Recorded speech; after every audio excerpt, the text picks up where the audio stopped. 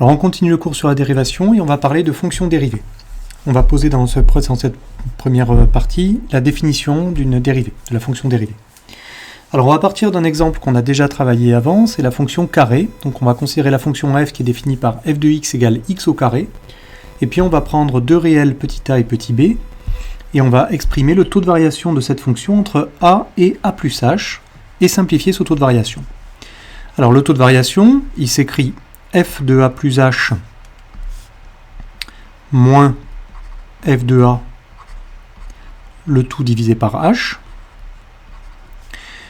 Et puisque la fonction c'est f de x égale x au carré, pour simplifier f de a plus h, on va remplacer x par a plus h dans la formule, ce qui donne donc a plus h, le tout au carré, moins f de a, c'est a au carré, divisé par petit h. Pour continuer, il faut développer a plus h au carré. Il s'agit d'une identité remarquable. Donc on sait que a plus b au carré, c'est a au carré plus 2 fois a fois b plus h au carré. Donc ici, ça donne a au carré, plus le double produit 2 fois a fois h, plus h au carré. Ça, c'est le développement de a plus h au carré.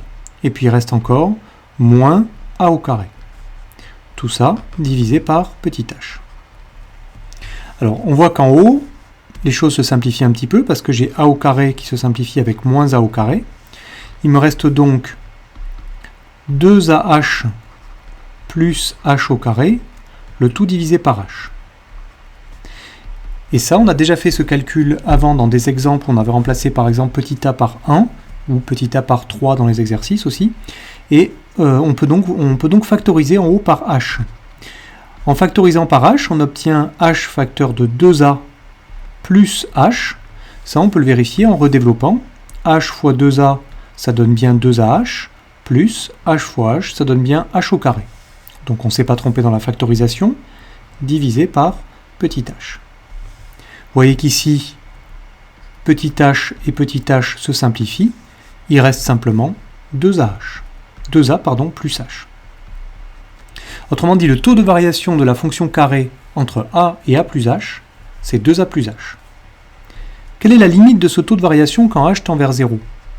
Eh bien, la limite, quand h tend vers 0 du taux de variation, c'est-à-dire de f de a plus h moins f de a, le tout divisé par h,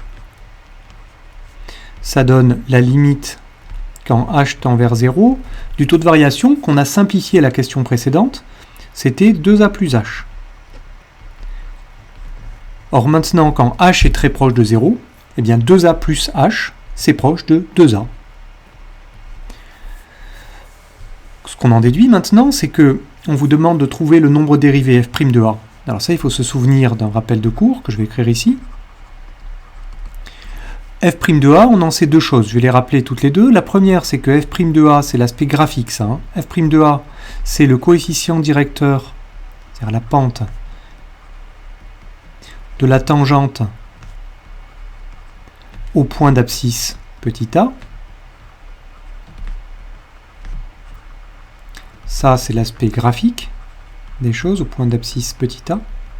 Et la deuxième chose qu'on a vue, c'est l'aspect calcul, donc l'aspect algébrique, c'est que lorsque cette limite existe, f' de a, c'est justement la limite quand h tend vers 0 du taux de variation, c'est-à-dire de f de a plus h, moins f de a, le tout divisé par h. Donc vous voyez qu'ici, on va utiliser justement le deuxième rappel, c'est-à-dire la limite de f de a plus h moins f de a sur h, on a vu que ça faisait 2a. Ben ça veut dire que f' de a, qui est justement cette limite, c'est égal à 2a. Alors ça, c'est important de comprendre cette formule. Ce qu'elle signifie, c'est que par exemple, quand je considère la fonction qui est la fonction carré, je vous rappelle qu'ici, dans cet exemple, on a utilisé la fonction f de x égale x au carré. Le calcul que je viens de faire n'est valable que pour cette fonction-là, puisque quand on a remplacé f de a par a au carré, ou bien f de a plus h par a plus h au carré, on a justement appliqué cette formule. Donc ce ne sera pas vrai pour une autre fonction que x au carré. Mais en tout cas, on a trouvé que f' de a, c'était égal à 2a. Bien ça, ce que ça signifie, c'est que si je remplace petit a par une valeur, je vais pouvoir calculer le nombre dérivé. Par exemple, f' de 1, si je remplace a par 1, ça me fait 2 fois 1, c'est-à-dire 2. Or ça, c'était quelque chose qu'on avait déjà vu par un calcul direct avec le taux de variation, justement, avec la limite du taux de variation, dans les paragraphes précédents. Dans les exercices, on avait vu aussi que f' de 3, c'était 6. Eh bien, on peut le retrouver parce que f' de 3, ici, grâce à la formule, c'est 2 fois 3, en remplaçant petit a par 3, c'est-à-dire 6. Ça, ce sont des exemples. Exemple. Par exemple, on a ça. Donc, vous voyez qu'en fait, quand on connaît f' de petit a, ou f' de une valeur quelconque, eh bien, on peut, enfin, pas une valeur quelconque, pardon, f' de a, ou f', si on a une formule f' de a égale 2a, eh bien, on peut remplacer petit a par une valeur pour pouvoir calculer le nombre dérivé. Donc ça nous engage à poser la définition qui suit, c'est-à-dire que vous voyez qu'au lieu d'écrire f' de a égale 2a, je pourrais bien dire f' de x égale 2x, c'est pareil. Ce que signifie la formule qui est là, c'est que f' d'une certaine valeur, d'une valeur qui est ici, c'est égal à 2 fois la même valeur qui est là. Ce que je pourrais matérialiser peut-être par un carré.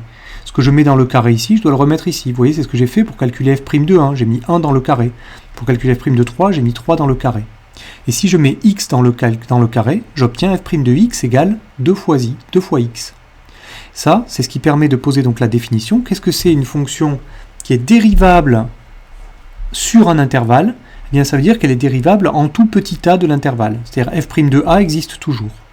Et alors surtout, ce qui est important, c'est le deuxième point. C'est-à-dire que quand on a une fonction qui est dérivable, justement, eh bien, on a une nouvelle fonction qui à petit x associe le nombre dérivé de f en x. C'est-à-dire, à petit x associe f' de x.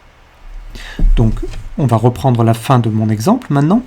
La fonction carré petit f, qui est définie par f de x au carré, f de x égale x au carré, c'est une fonction qui est dérivable sur R. Et on a vu que f' de petit a, c'était 2a. Autrement dit, f' de petit x, c'est 2x. Ça, cette fonction-là, on va donc dire que c'est la dérivée de la fonction carré. La dérivée de x au carré, on dira rapidement que la dérivée de x au carré, c'est 2x.